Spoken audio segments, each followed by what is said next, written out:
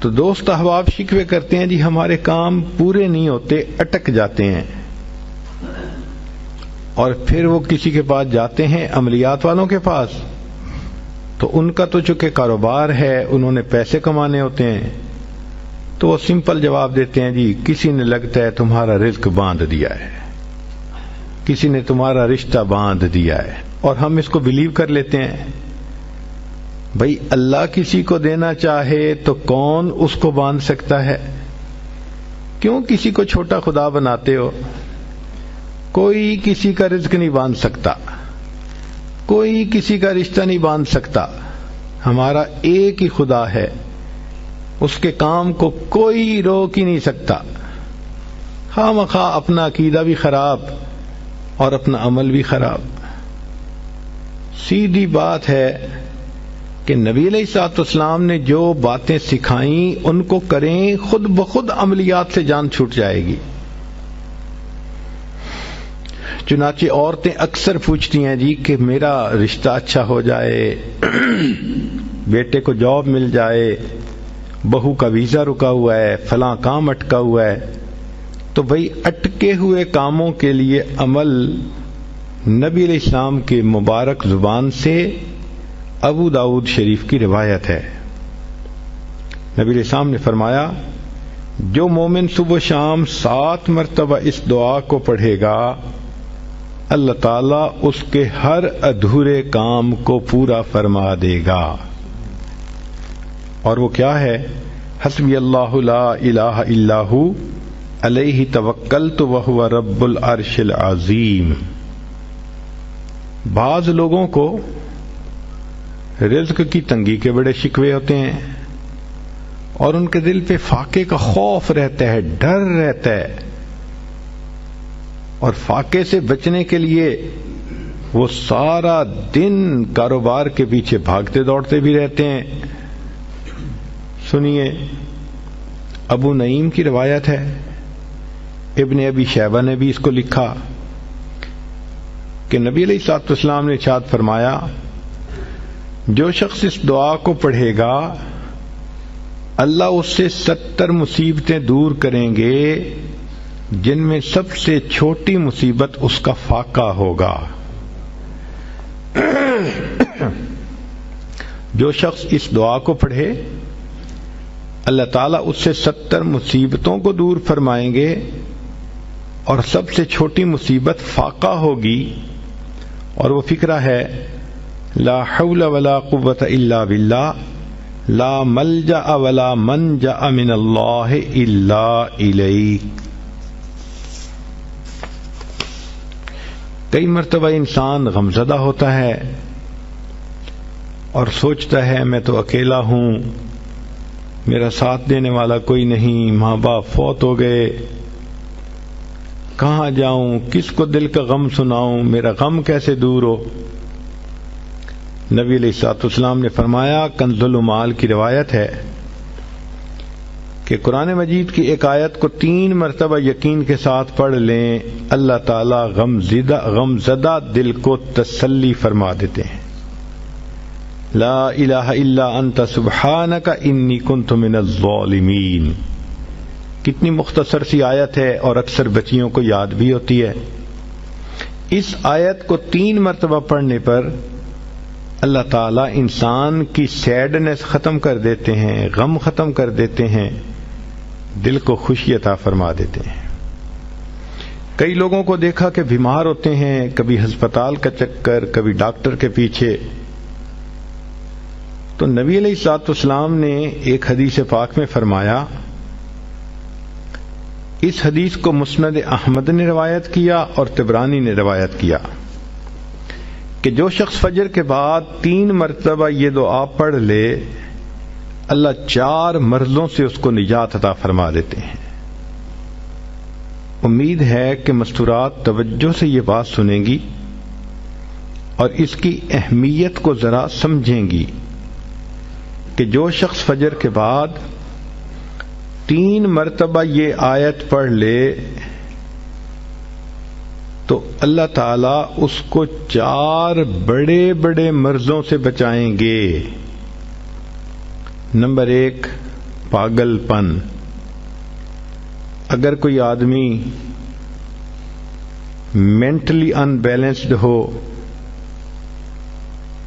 ریٹارڈڈ ہو،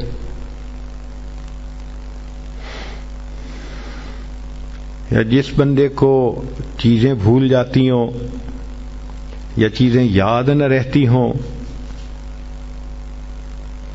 ذہن سے متعلقہ جو بیماریاں ہیں وہ اسی پاگل پن کے زمرے میں آئیں گی.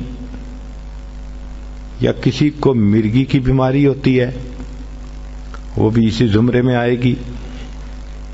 تو پہلی بیماری جو اللہ تعالیٰ دور کرتے ہیں وہ ہے پاگل پن، اور دوسری بیماری کوڑ پن. کوڑ پن کہتے ہیں چہرہ بدصورت ہو جانا. یہ بھی ہو سکتا ہے کہ برس کی بیماری ہو جائے، جیسے بعض عورتوں کو جلد بالکل سفید ہو جاتی ہے اور عجیب بدنما چہرہ ہو جاتا ہے، یا کئی مرتبہ جسم پہ تل اتنے نکل آتے ہیں، دانے اتنے نکل آتے ہیں کہ چہرہ بدنما ہو جاتا ہے، یا چہرے پر داغ پڑ جاتے ہیں کالے رنگ کے. تو چہرے پہ داغ پڑیں، چہرے پہ دانے بنیں، یا چہرے پہ برس کے نشان پڑیں، کوئی بھی چیز ہوگی وہ اسی کوڑ پن کے زمرے میں شامل ہوگی جس سے کہ چہرہ انسان کا بدصورت ہوتا ہو. یہ بیماری بھی اللہ دور فرما دیں گے. اب جن بیچاریوں کو بیوٹی پارلر پہ جانے کا شوق رہتا ہے اور اپنے فیس پہ پتہ نہیں کیا کیا پروسیس وہ کرواتی ہیں، تو ان کو تو چاہیے کہ وہ اس آیت کو یا اس فکرے کو بار بار پڑھیں تاکہ اللہ تعالیٰ ان کے چہروں کی خوبصورتی دیر تک سلامت رکھیں. اور تیسری چیز ہے اندھا پن. اندھے پن سے مراد یہ کہ آنکھوں کی بینائی ہی چلی گئی، یا آنکھوں میں موتیا بند آ گیا، یا آنکھوں پہ اینک لگانی پڑ گئی. یہ سب ایک ہی بیماری کی تفصیلات ہیں. تو جن کی نظر کمزور وہ بھی پڑھ سکتی ہیں، یا جن کو لینز لگانے پڑتے ہیں، کنٹیکٹ لینز صحیح یا کوئی اور، اس مصیبت سے بھی جان چھوٹ گئی. اور جن کی بینائی چلی گئی اللہ ان کے لیے بھی آسانیاں فرما دیتے ہیں. تو پاگل پن کی بیماری ختم، کوڑ پن کی بیماری ختم، اندھے پن کی بیماری ختم، اور چوتھا فرمایا فالج کی بیماری ختم.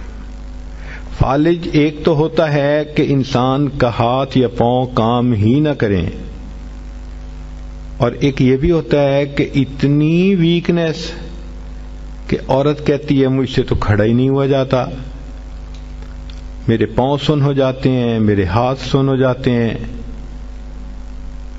یہ ساری چیزیں کمزوری اور فالج کی ابتدائی سٹیجز ہیں. تو یہ سب چیزیں ٹھیک ہو جاتی ہیں. اب بتائیں کہ اتنی بڑی بڑی بیماریوں سے جس بندے کو بچنے کی خوشخبری مل رہی ہو تو وہ تو پھر اس عمل کو کیے بغیر رہ ہی نہیں سکتا. اور یہ عمل دیکھو چھوٹا کتنا ہے. وہ جو فکرہ فرمایا حدیث میں وہ ہے سبحان اللہ العظیم وبحمدہ ولا حول ولا قوت الا باللہ. اتنا سا فکرہ پڑھنے پر اللہ چہرہ بھی پر نور بنا دیتے ہیں، میموری بھی تیز کر دیتے ہیں، اللہ تعالیٰ بینائی بھی تیز کر دیتے ہیں، اور اللہ تعالیٰ جسم میں طاقت بھی بھر دیتے ہیں. یہاں تک تو نیکیاں کمانا، گناہوں کو بخشوانا، فرشتوں کی دعائیں لینا، غمزدہ دل کو تسلی ملنا،